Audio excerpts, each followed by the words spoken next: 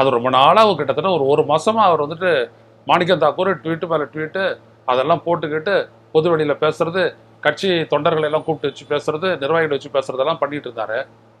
ஒரு முறையாவது நீங்க அவரை கண்டிச்சிங்களா? ஏன் இப்படி பேசுறீங்கன்ட்டு. நடுவில் வந்தாரு, ஒரு 2 நாளைக்கு முன்னாடி வந்தவர் வேணுகோபால் என்ன பண்ணாருன்னா, அப்போ அவர் சொன்னார், திமுகவோட எங்களுக்கு வந்துட்டு ஒரு கொள்கை ரீதியான ஒரு பாரம்பரிய கூட்டணி இருக்கு, அந்த கூட்டணி தொடரும்.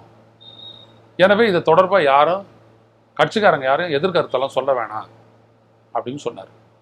அது ஆரம்பத்திலே சொல்லிவிட்டு தானே இந்த பிரச்சனையே இல்லை இல்லையா?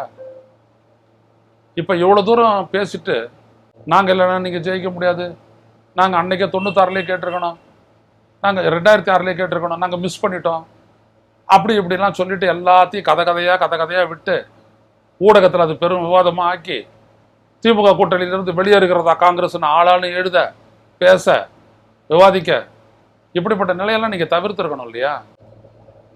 நீங்கள் திமுகவோட தான் தொடர போறீங்க, கொள்கை ரீதியானது, மதச்சார்பற்ற அணி, இந்தியா கூட்டணியிலோட ஒரு அங்கம், இப்படியெல்லாம் தெரிஞ்ச நீங்கள் இவங்களை இந்த மாதிரி பேச விட்டுருக்கலாமா?